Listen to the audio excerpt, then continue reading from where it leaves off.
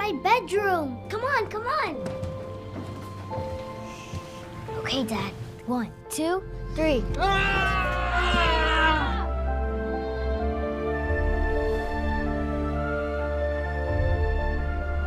Dad!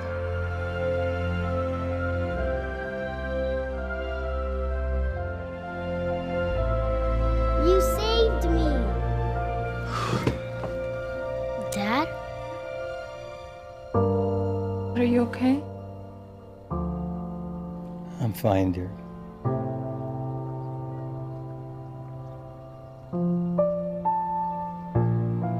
Your hero needs you now, and AARP is here to help. Find the care guides you need at aarp.org/caregiving.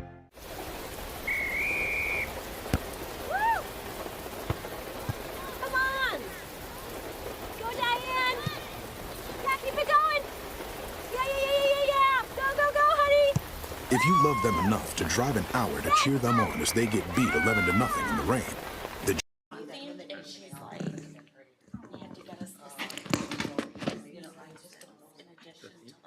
That was you.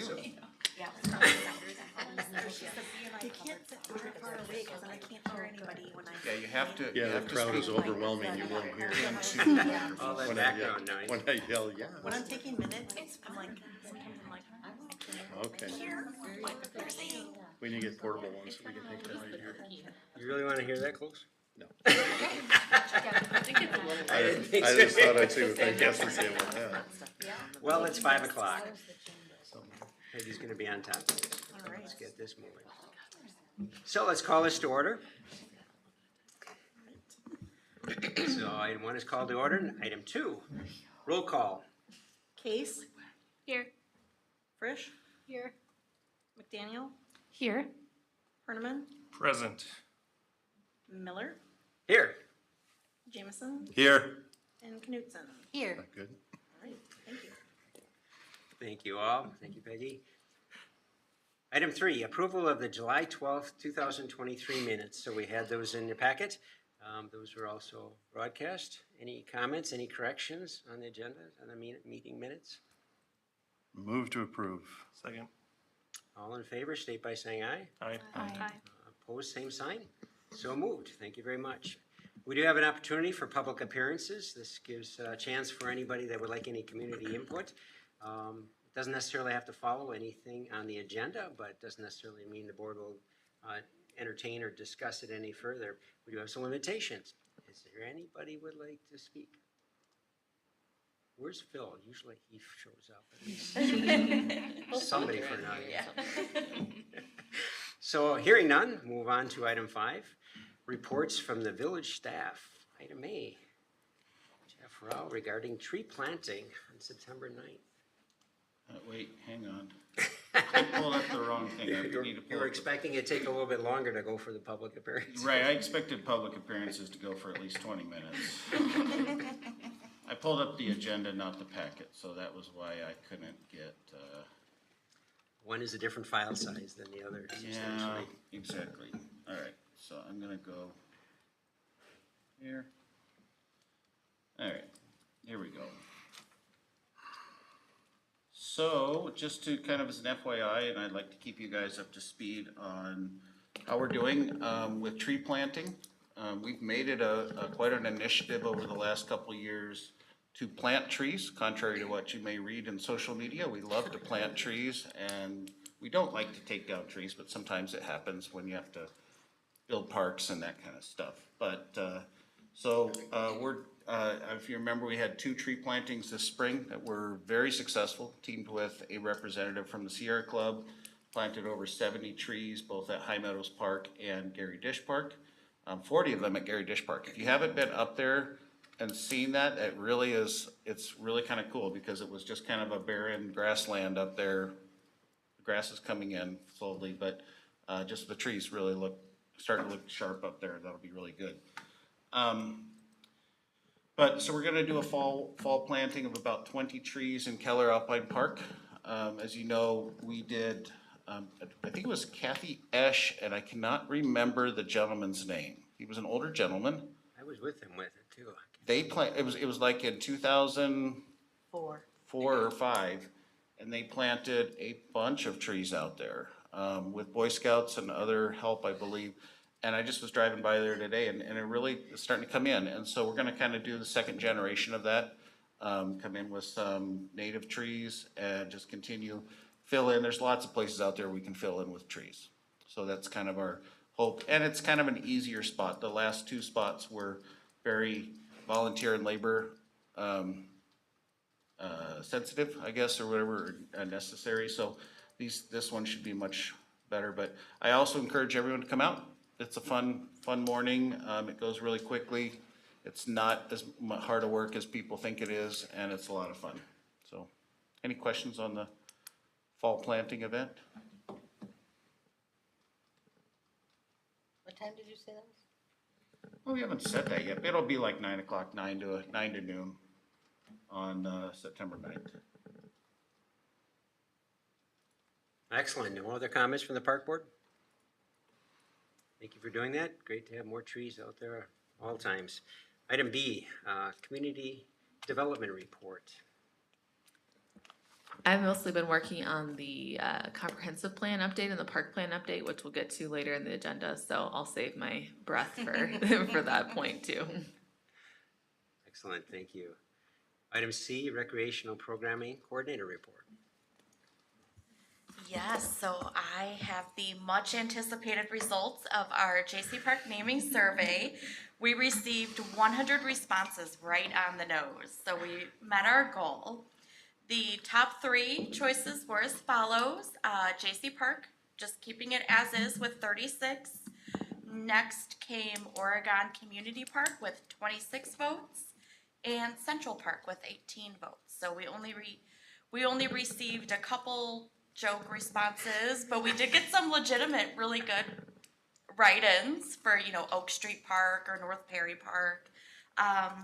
But yeah, my recommendation is just listen to the masses and keep it J.C. Park. What, I forgot, what was one of those joke ones? Parky McParkface. Yes, that was the one. I wanted, yes. And another was I Hate Trees. I hate trees. Those 2 would be my favorites. Yeah, I don't Parky know. McParkface was a good one. Yeah. But, yeah. Would we be looking for a recommendation that we put a motion forward to send to the village board? I'll make it a motion to leave it as J.C. Park. Okay. Do we have got a second? Any other discussion in regards to that? So can we combine the 2 of them? JC and Just Parky call it JC McParkface. Community Park? They Yeah. keep JC and we make it the community park, which it really is. We at least got So the all we're- impact and. So all we're doing is adding community in between the 2 words we have now. J.C. Community Park, I like that. whatever you Yeah, guys I wanna did too. recommend. Yeah. I think It's- it's- is better than OCP. That would be JOP, J-O-P, Oh, or no, JCP, yeah, you're right. Is that what we JCP. go by? JC, well, I'm just saying if you're JCP? Oh, I see what you're saying. It's just, when we walked out of here last time, that hit me like, why don't we just combine the 2 and we can keep JC, which they came and Honors them. spoke to us about, which rightfully so, we probably owe them that.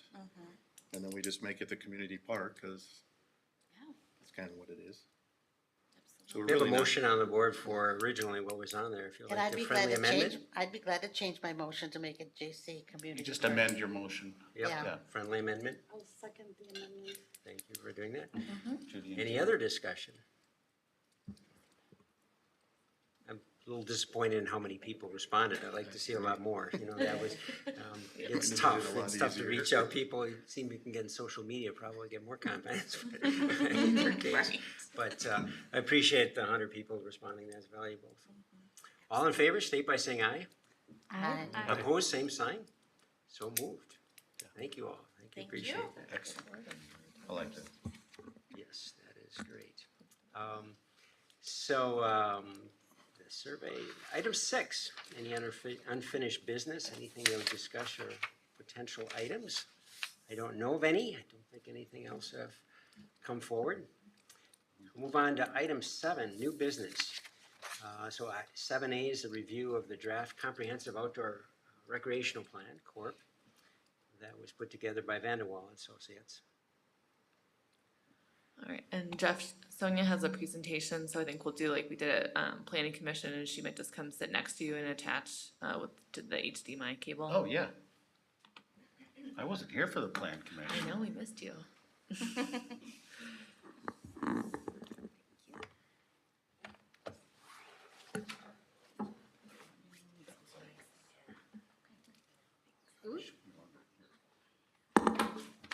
Oh, sorry, I missed it.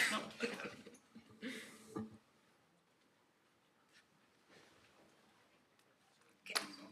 Yeah.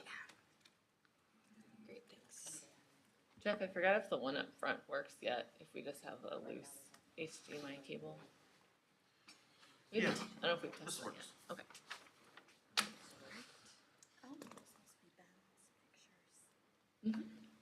Good afternoon, good evening.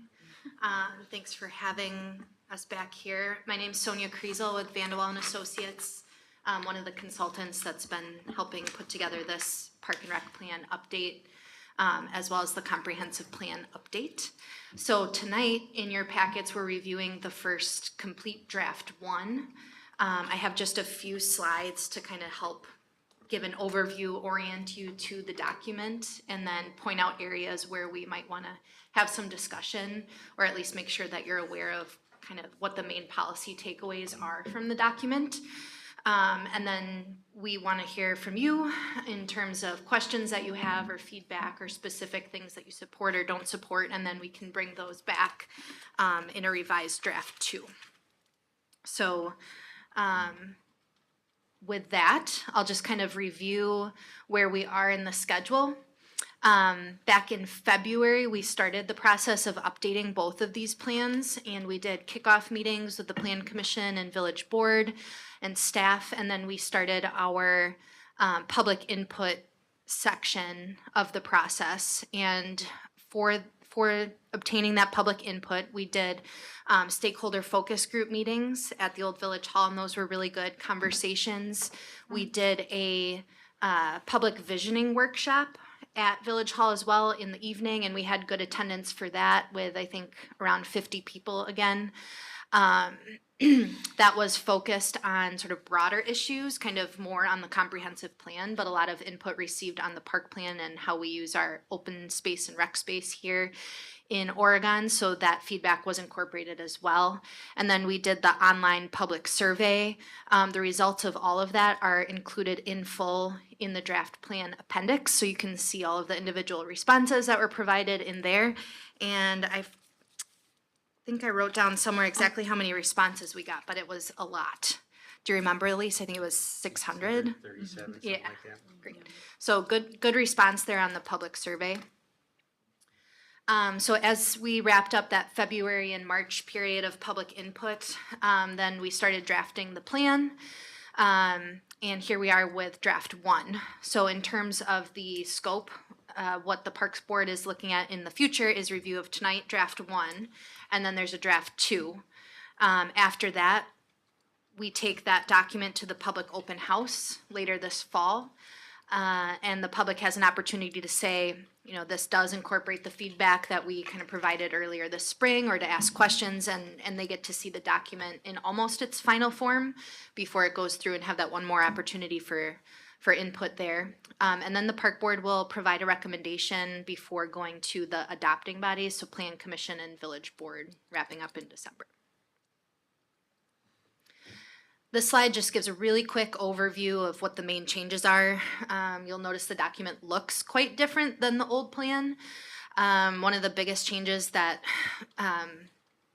to the document and orientation is kind of dividing it into two separate pieces. So one is that main body, and then the second piece is the appendix. And in the appendix, we take out everything that's just super heavy on data or super heavy on inventory, so that when someone's reading it, they don't have to wade through like, oh, there are this many, plans or, that kind of inventory information. And instead they can get right to the point in the main document.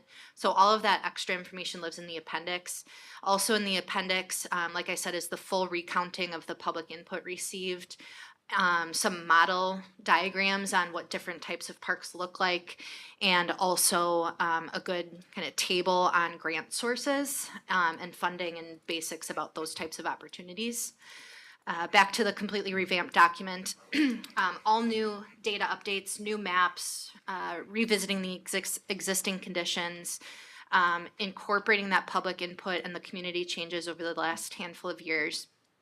And then the last 4 bullet points, there's a brand new piece that wasn't in the last plan, a new parkland evaluation tool, and I think I have a slide to talk about that in more detail later. But this helps you analyze in a little bit more detail the type of parkland that you might be receiving and to kind of weigh the pros and cons of it. There's a fee analysis and then a facility inventory of all of the different parks and recommendations for new improvements, and then finally revamped recommendations and a new action item table.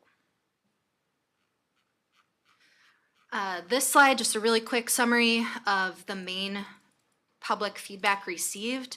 In terms of new facilities, there was an overwhelming commenting on soccer fields, but acknowledging that soccer is currently kind of well distributed throughout the village and that you have different fields at different locations, but there was this desire to see that maybe consolidated in a little bit more of a community type scale.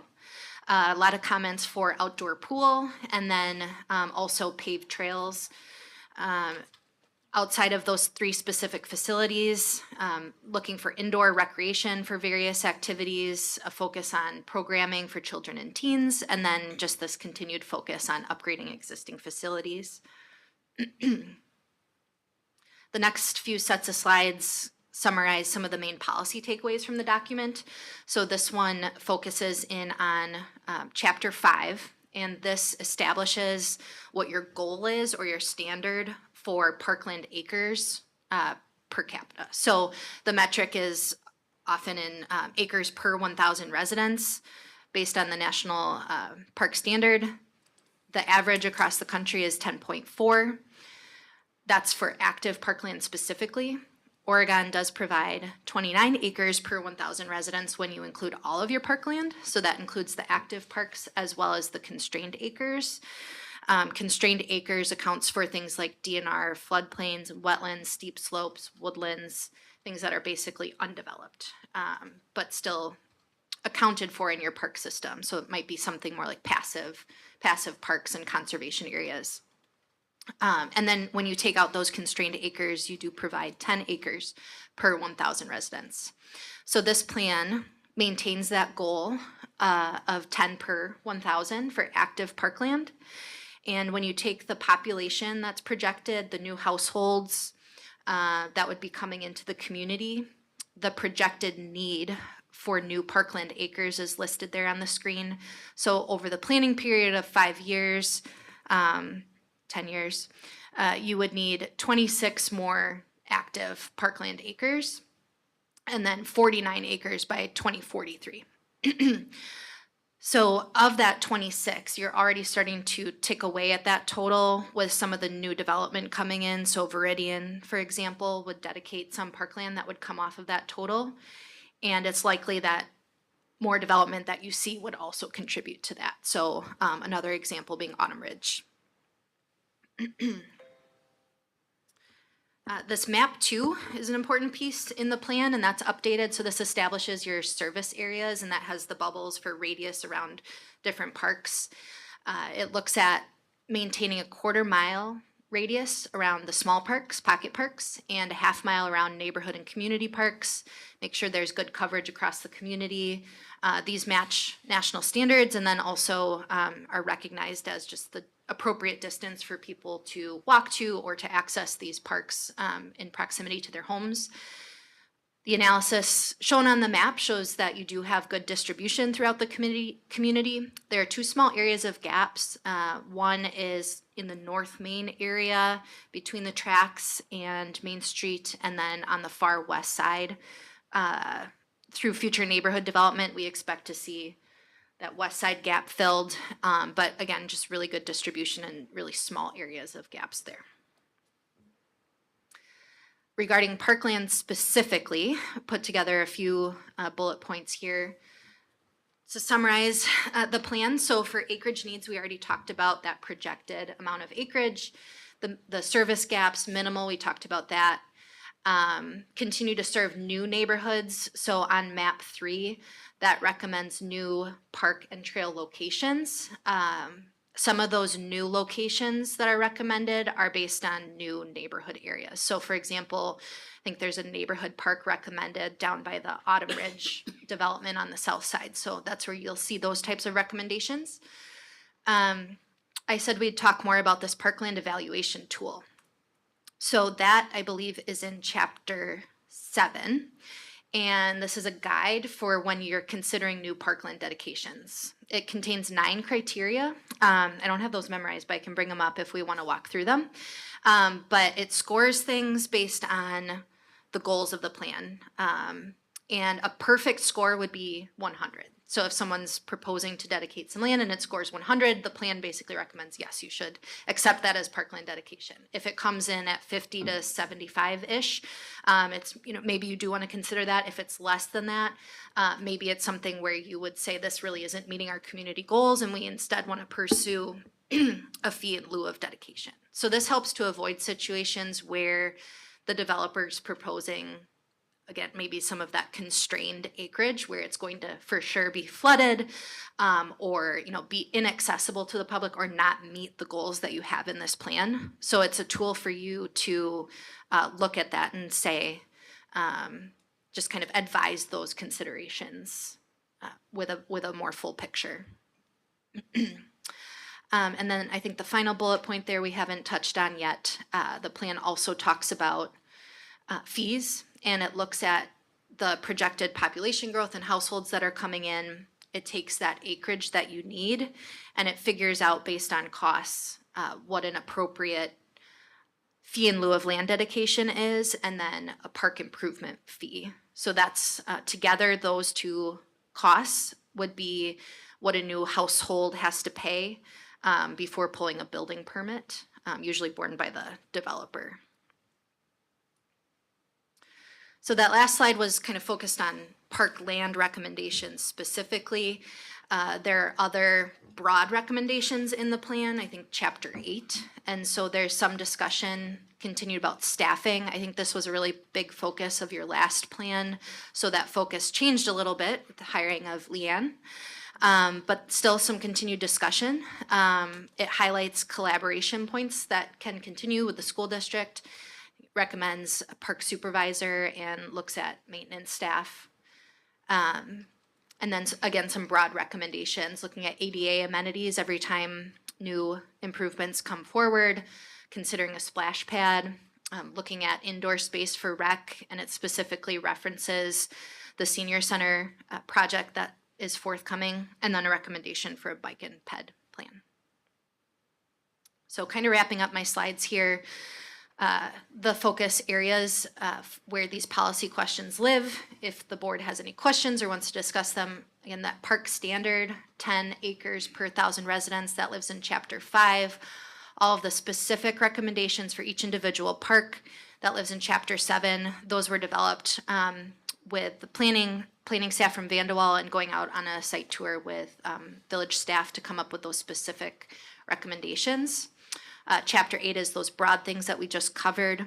Map 3 with the new park recommendations, and then any questions on fee analysis, chapter 9. So pending discussion here, we would take your feedback and put that into draft 2, and then look to come before the board at our next available opportunity. If that's September, that's when we would be here. So we'll just stop there, and anything else from staff that I missed or discussion?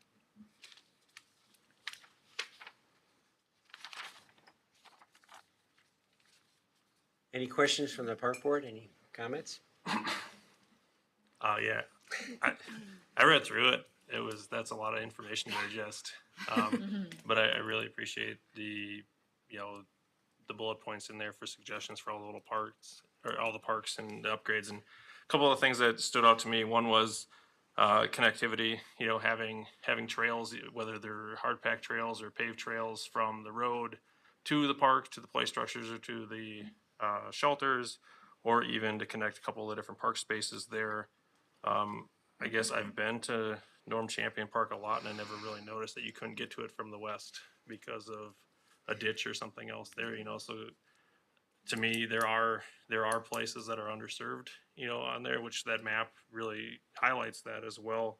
I know there's a need for soccer, and I think finding a designated space for that would be ideal, and I'd rather find new space than to try and cram it into Keller Alpine or some other park, because then, you know, you're taking away from some of that, I forgot the word you used there, not protected, but the restraint, yeah, you know, constrained area there. I mean, I think that's important to keep that, you know, for other uses as well. And the thing that stood out to me through some of the comments, I didn't read through all 300 of the written comments at the end, you know, but people were putting a priority on upkeeping and replacing a lot of the existing facilities before we get kind of in the weeds of adding new stuff, because I think, you know, it puts a strain on Public Works, you know, not having a dedicated park and rec department.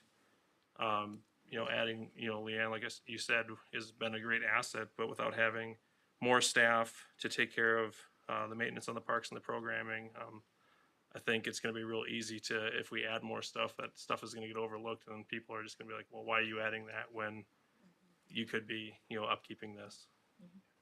So that's the notes that I had. Yes. I also read through all of this information and it was super fascinating and interesting. So thank you so much. I thought it was well written. It was very easy to digest. I only have one small question, concern, I guess, and it's with the Scott Street Tot Lot. First of all, the name. It's the only one on the list that isn't park, and I feel like Tot Lot makes it seem like it's just going to be 2-year-olds screaming and crying, and probably true. I mean, it's very small equipment, but I did notice that for the improvements, it was just to get rid of the equipment as opposed to replacing the equipment. And my only concern here is that I know that it links to High Meadows, and that has playground equipment, but when the soccer groups are there, they really take over almost all of High Meadows, and for a family, it's really difficult to sort of have your kids in and around that. And so I'm not opposed to getting rid of that equipment. I just want to think about that a little more, about whether that prohibits more usage of High Meadows, because when soccer takes over, it does kind of limit that, and then maybe renaming it. I don't know what that process looks like, but They're just taking away the Tot Lot. Yeah, just Tot- Scott Street Park, I feel like. right, Yeah. or something that's a little bit more Tot like. lot was a term, Yeah, 'cause- was an actual term that was used to define different sizes of parks. Really? For a while, Yeah. yeah, they, like, Oh. tot lots Like were a pocket considered. park. Yeah. Pocket Mhm. parks Yeah, or the tot pocket lots park, yeah. were actually something that was used for a certain size, and then you had a little more neighborhood park, and then you had other stuff, but, yeah.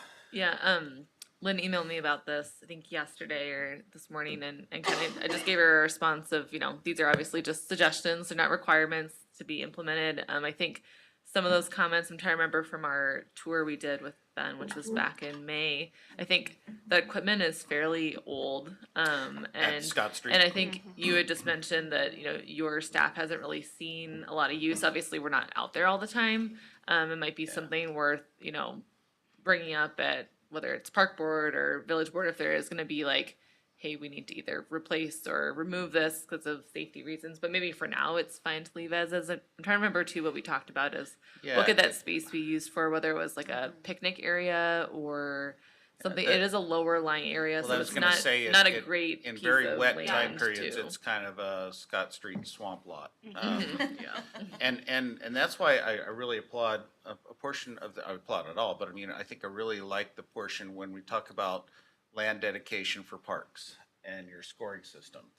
I think there was a time in our village where we kind of got the low-lying areas for parks, and we got the troubled areas for parks, and the little what's left over and doesn't really fit into a lot, so let's just make it a park, kind of things. And so I really think that this going forward gives us a much better review authority, and, you know, I mean, we want valuable land for parks. And Scott Street, always been kind of it's dark down there, it's very shaded, grass doesn't grow real well, but I've talked to people in that neighborhood and they're really attached to it. So we don't really want to take it away necessarily, but, you know, I'm sure it would be a great project, you know, small project in the future.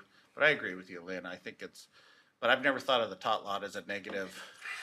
I wouldn't say it's negative. I just think that I mean, I don't know how many kids feel like it's designed for like I thought of it as tot lot, like toddlers. It is. It's not big equipment. It's not.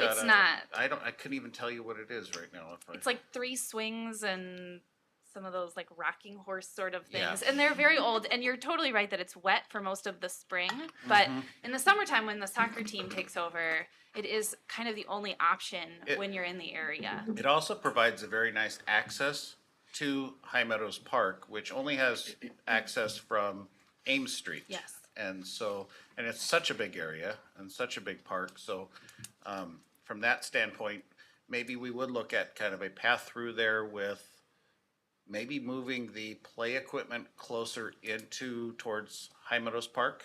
Because we did have to take down 2 trees back there a couple years ago that were dead or dying. I think we can continue to work with it. Likewise, there was a plan to do a path in there too. Yeah, a paved so I think you path, said which paved was- path. Yeah. I was wondering about recommending just a gravel or hard pack versus paved. Right. but, Any path is just kind of better than yeah. yucky grass at times if it's mousy. So yeah. I mean, Lynn, to your point, I mean, that did stick out to me as well, because that was the only place that they saw removal. And I think, you know, right now with the conflict with soccer, you know, if soccer finds their segregated place where they can build a complex, then it won't be an issue. Maybe. True. So it's not like these things all have to happen now, you know, Yeah. either, as I'm trying to figure out like what's a priority, but I do see, you know, where do you spend the money? Do you upgrade that, or do you just try to kind of usher people into High Meadows and kind of connect the 2 parks? Good point. Mark, I had a couple comments Yes. about soccer and also the kind of gap areas of need that I wanted to update you guys on. So for as far as soccer, we're Leanne and Jeff and I are meeting with some representatives from soccer, I think next Monday, to discuss a couple of different things kind of in the short term, looking at their use of neighborhood parks for kind of just frequency, looking at some parks have been used more than others. There were other options kind of provided to them, and whether it's just a better location or trying to consolidate efforts, they didn't take advantage of, you know, use of some of the other parks that we'd recommended. So I think we definitely heard at Park Board, and then we've also heard through phone calls and emails from other residents that particular parks have been used, you know, pretty heavily, and we want to make sure that as we kind of move into the fall season, that that's more evenly distributed and those neighborhoods don't feel kind of that same pressure. Under assault. Yes. Yeah, for some, I think has been a little bit more in their face than others. And then kind of long term, also talking about some plans and opportunities for whether it's, kind of more of a consolidated complex. We have some other, you know, ideas and updates to share with them about other property owners that might be interested in doing some kind of complex or working with the school district. So if we have some updates to share after that meeting, we can definitely bring those to the Park Board in September. One of the park service areas that Sonia mentioned that's kind of a gap right now is that North Main Street area between North Main Street and the railroad tracks. And I just want to give the Park Board an update if you didn't follow the process with the Village Board. Maybe 2 or 3 weeks ago, we heard the Village Board heard presentations from the 5 respondents for our 249, 267 North Main Street lot, so the former New Library site, former Methodist Church site. So we had 5 responses. We received back in May. Finally, now got the new board members on board and had those presentations early in July, and they decided to move forward with North Point Development's proposal. So that will be their concept plan shows 24 3-bedroom townhomes that'll be affordable family units. So I think it's 30 to 80% of the county median income that will be served. It's obviously like right across from the school, but they have a dense layout of their townhomes, and then will not be using about 3/4 acre of the site. for their development. So that'll be used for a park, and we're working with them over the next couple months to kind of iron out a development agreement to decide how that land kind of gets divided and maintained and everything. And we'll definitely bring those conversations back to you. But just, you know, that there is a park coming in that area that will definitely serve that neighborhood, and more discussions to come about what are the amenities and everything there too. But that's definitely good news for the people in that neighborhood to fill that gap. I have some comments. One of which I'd like to recognize that where we sit with the number of parks relative to our population, we exceed it. It's on page 35 of the overall. I don't think the page is 11 or something like that. But at 29 parks for our 11,800 people is surpasses many others, which is awesome. So when you look at the constrained acres that are taken off of it, you know, it changes around a little bit. I'm kind of curious as to how they differ. You know, are some of these other parks have less constrained areas because of what they're developed, or different approaches on it? But I think that's a positive overall, because even Village of Wanakee is up at 35 parks at 15,000 people overall. But I think there's a little bit of a comparison from that. So I think that's a positive overall. When we looked around it, did we just look around Madison area? Because I heard at one point, I think one of the other references of even some of the other farther communities that might be closer to what Oregon has. So I just was curious about looking at some of those other ones. You know, obviously there's a lot of planned growth, and one of the basis of what this was talking about is how much growth has taken place in these suburb communities, you know, almost 30%. And so I think we continue to forecast that. I still wonder if it's going to grow at that same rate. And I think the school district had that same kind of concern. So that's the reason why they went ahead and built some buildings. But I do think some of their plan isn't growing as much for whatever reason. Even in here, it talks about the average number in a household is going down. So some of it, we talk about older population, some of it is just not as many kids. And so that doesn't really change too much in a park. It may change in a school a little bit different, but I just thought, I still really wondered, where do you get your forecast numbers from? Well, so the household projection, for example, DOA, Department of Administration, projected a decline in that, just like many other communities locally, nationwide, in the state. I think it went from 2.6 and declined from there over time.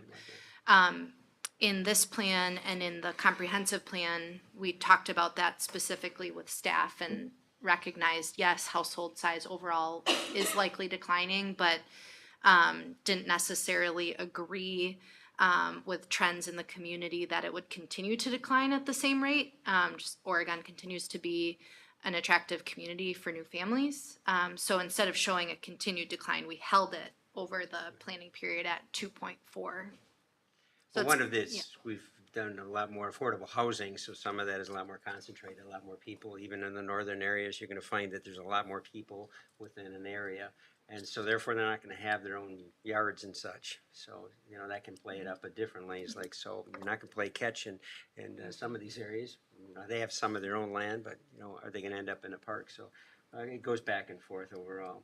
When you talk about the conservancies, is that including that Hermanson is included currently? Or is that? No, we treat that as a future park. Okay, so that is not incorporated at this time, which at some point, the vision is that the village would end up getting that, and that would remain as a natural space, you know, no development overall. There are a couple of things that I thought were is really valuable to talk about how we could work together. You mentioned the schools, but in Anderson Park's listed in here in terms of other parks and even other volunteer organizations. I think that needs to be an ongoing focus. The school is doing a lot, and school uses a lot of property and uses a lot of soccer and lots of our sports fields themselves. And I think a better collaboration, because they have a lot of baseball diamonds within their areas. So is there a better avenue we could work together? Likewise, I saw some reference about a pool, but pool is an ongoing discussion. We're talking about splash pad, we're talking about using some of that water spot. But that's a question for Oregon schools too, because it's really their pool right now. Some are looking for an outdoor pool. I caught something that said pools are going down in these communities. There's fewer and fewer of them, and expensive. When you get into sustainability issues, so well, how costly is it when you add water and you're spraying water all over? Which was nice because they looked at two different alternates in that overall. So lots of what was really taking place, I found pretty impressive that the number of people that were recommending that should support these parks, which we had very little.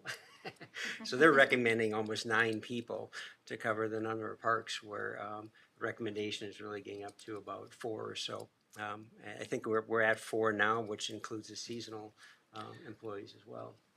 Right, and that kind of gets back to some, Andy's comment earlier as well. And just so, we do have, our parks person right now is retiring. And so our goal is to start probably by hiring a parks manager and we do have a plan we will be submitting a plan for additional staff, because as we continue to maintain these parks, it's gonna take more effort, more skilled effort to be able to take care of them. And we'll still rely on the clubs and other teams to be able to help us out with that. But you're right. I mean, when I read that, I'm like, 9 people. And we've always admitted that, we do a lot with fewer people here in the village, and that's just across the board. Fire, police, and it doesn't mean we do a bad job. It just means that we're asking, I think, a little more from our employees sometimes than maybe what other communities do. Very true. But I like the comment of Friends of the Oregon Parks. I think there's a lot of value to that. Yeah. We have some parks that some volunteers have helped and caused a greater issue, but there's other ones that can do a lot more. Right. Which would be great collaboration, be able to get a lot accomplished. In regards to like park maintenance workers that you guys were just talking about, is the lack of workers out of like there aren't people who are wanting to do it, or is it out of pay, or some what are of like it the can be reasons? both. Like our summer staff, we used to get a lot more applications for summers, we call them summer LTEs, or limited term employment opportunities. We've had to increase our pay considerably, and I wish I would have done this job when I was their age, because I would have loved it and made good money. But we have a great staff this year, but there's been years where we've had maybe 4 or 5 openings and only 3 applicants. And so it makes it a little more challenging from there. But I think our pay is good. I think it's just, sometimes people just aren't watching the papers. We try to get out on social media. We've tried different things, but. Yeah, I know at the cemetery when they were looking for people, they just had like a road construction sign that was like, pays this much an hour, looking for this people. It's like, oh, that's smart. But, yeah. Where was this? It was by, Main Street. It was Little Buddies in Oregon. They had like a construction sign that'd be road closed Sunday, August 8th or whatever. But then they had Oregon Cemetery looking for workers. They paid like $15. Oh yeah. The roads, the flashing sign. Yeah, I thought that was really smart. I was like, wow. That was. Yeah, I told like 5 people about that. I'm like, oh, you should Leanne apply for that. Yeah, It's good pay. Exactly. Yeah, that was probably some of our. I don't know if that was Leanne or if that was Lauren or Nick's idea, but yeah, it was a really good idea. It was, yeah, I was like, wow, that's a good idea. I told my brother, I'm like, you should apply for that. Yeah. Yeah, that's what I need to do. A couple other things. One of the things is we don't charge anything for our parks, and so that was what we were really looking at. Should we, and how we do, and a lot of our other neighbors, Madison as well as the other communities don't. And so people utilize the space a little differently and such. And I think we want to continue to look at improving the parks such that people are welcome to do that. one of the things that did concern me a little bit is that we only have 3 of the 28 parks that have restrooms. We actually have 4, but that's considered Bergamot Golf Course, and I don't know how many people get to utilize the restrooms, but to continue to grow that and how we could do that, and I really appreciate having budget numbers in there to get an idea of that. So you can have different types of restrooms overall, but that would just make it more attractive in many areas. And if you're gonna use the park for a little bit of an extended period, whether it's family gathering or even the sports, there's a lot in here to improve the basketball courts, which is awesome. And using other things where they're gonna be a little extended use. If you don't have a restroom, what's gonna create? I understand that gets to be an issue from the village because some of these get to be a burden also when you close gotta them. clean 'em, yeah. Cleaning them and take also care of damage. vandalism, yeah, but yes, I That agree. is, that is true, so, some parts that I think are worthwhile to continue to expand and be able to use it. So those are just a couple of the thoughts, I don't wanna take, all of the time, but there's a lot of great content in here, I really appreciate that. I do think that, lots of our organization of the parks was done by the schools, and I'd like to at least recognize the school did a lot of that. Even people here in the park board were involved in that, and so that looks at how that transitions. But the end result is, as you have activities, community activities and community educations, you're gonna look for to be able to welcome people to do some things within the parks, and that could be just having available equipment, so volleyball courts and other Pickleball. things you can check out. Pickleball, And I'm exactly. excited for it now. I'm playing. Excellent. Don't get hurt. Very It's a nice good time. job. Andy? I just have one more thing to add. Again, reading through this, digesting it all, I like the emphasis on the master planning, for the different park properties, the different types of properties. I think that's gonna be very important moving forward. It's nice to have this plan, but then to actually go the next step and say, this is what we wanna do, this is why we wanna do it, this is how we wanna do it. Some of the other properties that I've been involved with have had master plans, and it's real easy to go to and say, okay, this is what we're doing, this fits in our plan, and when people have questions, it's like, well, we're directed by, the county, for instance, at Anderson, and we're saying we're following what's on the master plan. It makes it real easy for us to reference what's going on, so for the village and the park board, it'd be nice to have, master plans for some of these different properties, as we tie some of them together and figure out what we wanna do. What about the property over by the library? Are they ever gonna, is that belong to the library? village? Yeah, next to the library. So that'll be part of the West Side Parks master planning, which we'll talk about when we get to the Okay, the I'm sorry. CIP. But yeah, that'll all kind of be evaluated together. The kind of the remainder of West Side Park, Keller Alpine, Lerner, DiMaggio, Dega, kind of everything from Netherwood to CC, Burr Oak to Alpine. That block. Thank you. Other comments? Is there ever any thought, what used to be, I don't want to point out where someone lives, but it would be her backyard where Florida Avenue used to be. Is there ever any, is that park it's not a park per se right now, but is there anything that could ever go there? I know that flooded like crazy, obviously. Well, a boat to get to and from. Houseboat, yeah. Dragon boat. Well, I mean, that could be something to play on. Yeah. Is that that's an off limits because of how it is? No, it's not off limits, it's just kind of been, actually, as it's been dry, we've tried to mow, I was trying to get my staff to kind of mow some paths back there. 'Cause rather than mow it every week, which is not part of the plan, just to mow some paths that could also get back to, I'd say maybe 99.9% of people don't even know that there is a DiMaggio park back there. Right. And DiMaggio Park was completely underwater all the time of 2018-19 and most of 20. So, eventually with the master planning, we'd maybe see some ideas for that area, whether it would be maybe raising up a path through there, it would be like a chip path or, I like Chip- the idea of a boardwalk. Yeah, I was Chip just about to path say to a boardwalk. boardwalk. Boardwalks are about $1,000 a foot. So a mile is $5 million. Didn't think it was that high. We'll do half mile. I've been up We'll by do the it in 2 forest. phases. Right. Forest. Yeah. But if you were to path that though, I'm trying to think, head west, would that connect? Yeah, Back- it could connect, if we Connect. went through DiMaggio Park, Yeah. it could connect To the back pa- through to, Keller Alpine Park. Okay. Yeah, that is I mean, that's a very neat area, and I know Andy's studied that area over there a lot. You know, when you look at Lerner, Keller Alpine Park, DiMaggio Park, there's even Dega Park over there that, remember, who here remembers, you talk about, playground equipment in a swamp? Yes. Dega Pump, I mean, I That was remember terrible. driving by there and it was underwater all the time.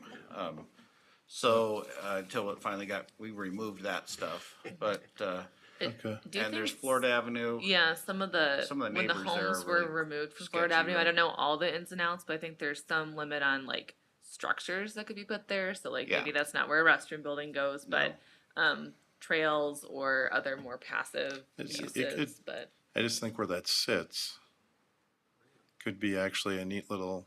Yeah. I'm Yeah. not necessarily saying even playground equipment, Yeah, but we picnic also have tables with a- a path through to that other Right. area. yeah, there's also a lot that we own on the other side of Burr Oak. So there's kind of Florida Avenue and then one yeah. other That lot little opening. between the there's a single family home and then Yep. the creek. In the creek, that, So yep, that's a little higher and drier, I think, too. Which So one is that? What are you thinking? that's just. this little next to Brad's house. Yeah. Oh, yes. Yeah, you're right. So, but yeah, that's kind of a That one we couldn't put a structure on either. yeah. Um, But yeah, I don't know how playground equipment versus structure. But yeah, Yeah. we could certainly look into just some of the stipulations of Be a good tot lot. the DNR stuff when those homes were pulled out. What we can put No, in there. yeah, I remember, I was, yeah. So Sonia, should we make comments back to you about this, or? Yeah, so I'm taking notes on all of this right now. So there are a few that I circled that would lead to maybe a few changes in the plan. For example, the paved path at the tot lot, looking at the name. This discussion about Florida Avenue, although that might get wrapped into, like you said, the master park planning. Anything really specific, I think maybe share with Elise and Leanne. Okay. We'll forward it on. And, typos and stuff, we'll go through that with a fine tooth comb still, so you don't need to feel like you have to spend a lot of time on that unless you really want to tell us about them, that's fine too. Andy? Well, I'm looking at the map. I just found one. Okay. Well, great, thank you very Just much. send for it your over in presentation. case you find a Appreciate the second. information. Let's move on to 7C, B, excuse me, updates to the capital improvement, the SIP. So, thanks, Sonia. So Jeff and I, we can kind of tag team this.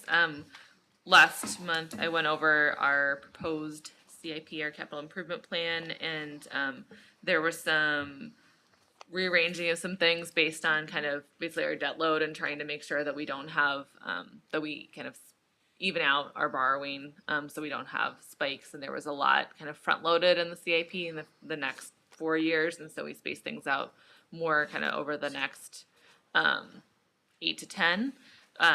So I included Martin had a memo about all the changes that were made. A lot of these aren't relevant to park stuff, but he did have a memo in the last board meeting kind of what some of the changes are. So anywhere that's highlighted in orange was a change from the last version that you saw. But JC Park Phase 2, we heard from the board, they feel strongly that, this was sort of promised to the community. We like to see this through and kind of get that wrapped up. Obviously, things aren't getting any cheaper as time moves forward, and trying to kind of, again, wrap that up and let that area kind of just be established and move forward. So that moved forward in time or sooner a little bit. Even a little more so. Yeah. Like it is scheduled for design this fall and construction in the spring. Next year, yeah, so even more soon than what was listed here. West Side Parks, so that whole block on the west side, I was kind of talking about all those parks that Jeff was just mentioning. So we do still have some planning in 2024, some initial planning, kind of more conceptual, what are some of the amenities we'd like to see, but didn't move project costs. They moved out a little bit, so somewhere in the 2025 to 2029 range, depending on what's recommended from this plan. The other reason we wanted to wait to do any construction projects out there is we've got the library under construction, obviously Village Hall, Post Office moving out here, and then we're hopeful that we'll get these last 3 Town of Oregon parcels annexed in the next few years. They're actually all for sale right now, kind of around the Mulligans area just west of here before you get to Bergamot Boulevard. There's 2 parcels on this side of the road too. So once those are annexed, we'll be able to do the Highway CC Jefferson Street reconstruction with the county, similar to what we're doing on Janesville Street. So that would be it would be a 10-foot wide multi-use path on both the north and south side of Jefferson Street. And we'll also look at intersection improvements, everything. So basically just trying to let this area kind of get reestablished with some of these new uses, and also hopefully have that street project done and see how that changes the use of the parks and access and connectivity and everything. So don't want to put the cart before the horse with that one. Kaiser Park, speaking of bathrooms, we think we add a little bit more for some bathroom and shelter upgrades for next year. And then we've talked about some different projects out there, whether it's upgrading the restrooms, the dugouts, the skate park. And those don't necessarily all need to be done in 1 year. They could be broken out into kind of distinct phases too, but that moved further out in time a little bit. Added a gradual year-to-year increase for the fund for the maintenance of the parks. Bethel Green Acre, we moved the planning, design, and construction to 30 to 31. It was at 28 to 29. So that's, I think, addition a restroom and then reconstruction of the shelter out there. I think the basketball courts are still in there, and that's a separate project, right? year. Yeah. Just a resurfacing. Yep. And I don't know if there was anything else on I'm just looking at his list, but anything else, Jeff, that we wanted to highlight on changes for the park stuff? We just had to put, there were some things that we wanted to keep in current, maybe some of the smaller projects. We really, we were directed by the village board because we were facing this large peak of debt. And we really had to kind of prioritize a few things. I'm with you, Mark, as far as why we don't have restrooms at, say, Bethel Green Acre or Keller Alpine Park, or a couple of them. Gasner could do some too, it shouldn't be as. Gasner absolutely, gets a lot of both winter and summer use.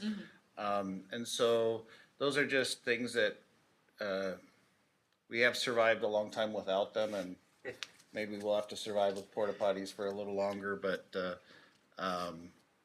I think, the encouraging thing that I take away from the CIP really is there are a lot of projects coming up, and there are a lot of things being done in the next year to 2 years that are more than what we've been doing for a very long time. I mean, if you look back prior to Highlands and Netherwood, we had not done any park improvements other than probably buying a new volleyball net, putting some wood chips in here or there.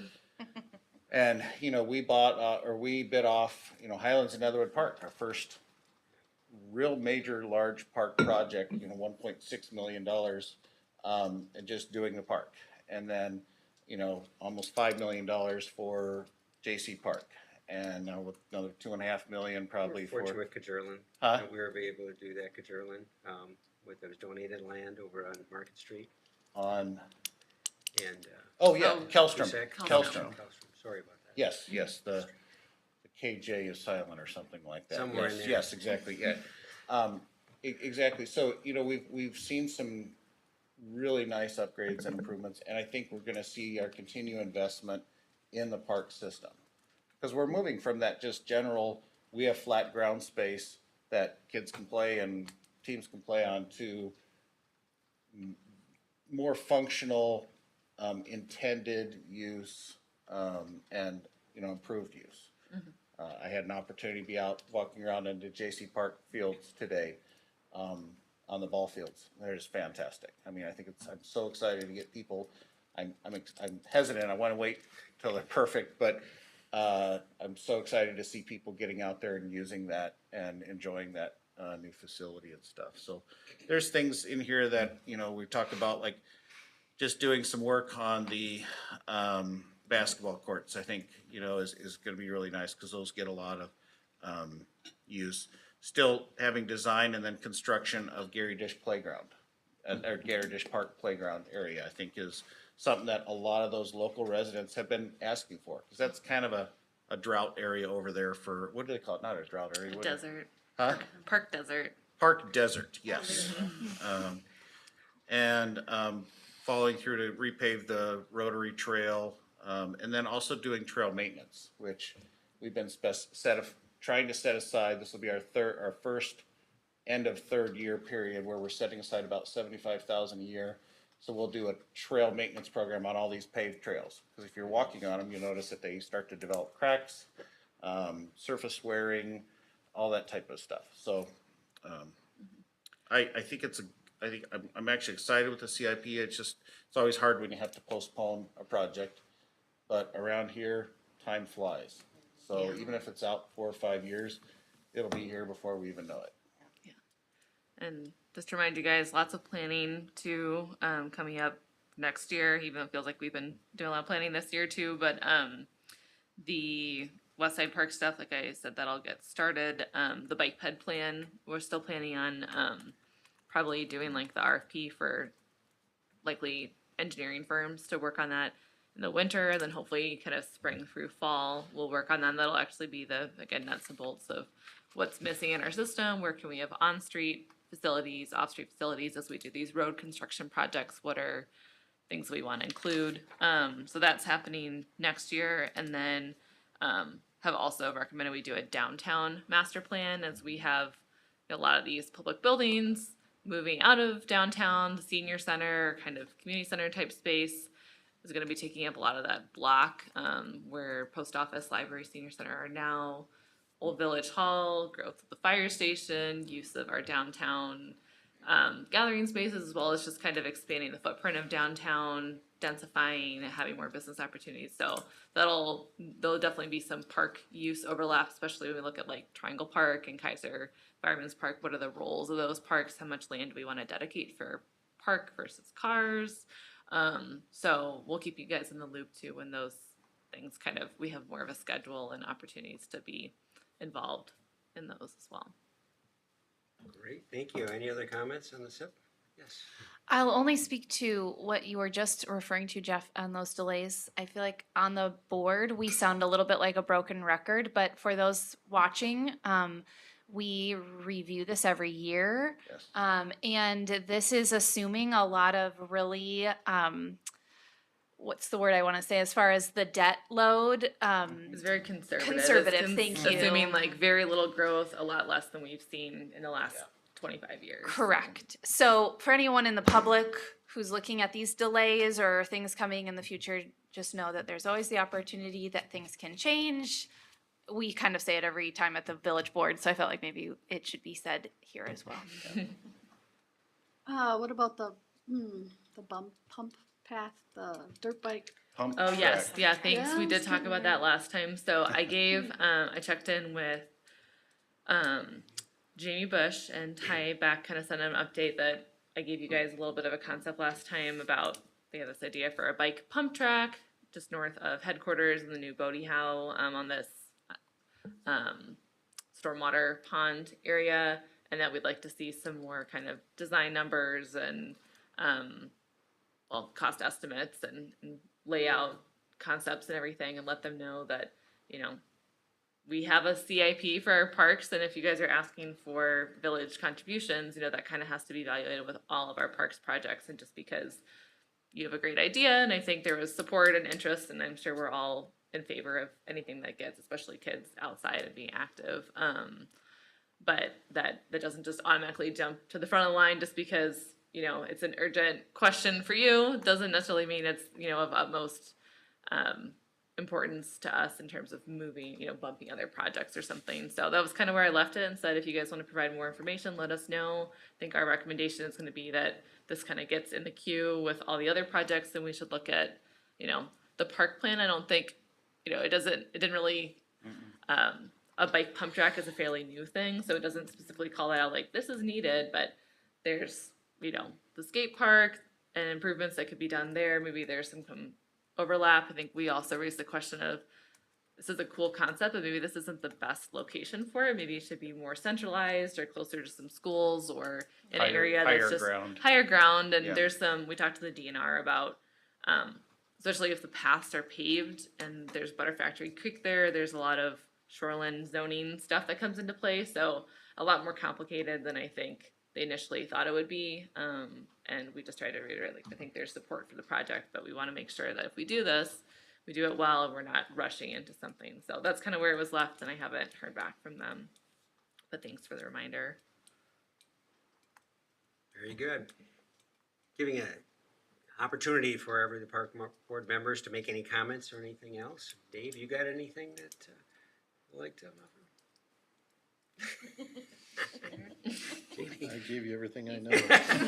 I don't think so, Dave. I know that. Again, on the park plan, if you didn't have time or you have time later to review the draft, and again, typos or more general questions or comments, feel free to email us and we'll get those to Sonia and then make sure that those get kind of addressed or we bring them up for discussion at the next meeting. But hopefully September, I think you didn't have a ton of comments, so hopefully September they can address some of those and then we'll come back with a more refined draft. Okay. Andy, do you have anything? You skipped Jamie. No, here. Oh, okay. Not in no. Yeah, I was just gonna say on Saturday, this past Saturday, August 5th, Oregon Nature, what's that? That's my birthday. Oh, well, happy birthday. On record. The Oregon Nature Alliance partnered with the public library and public, planted nearly or right around 700 native plants around the Village Hall sign, flagpole, and light post that's just out in the parking lot.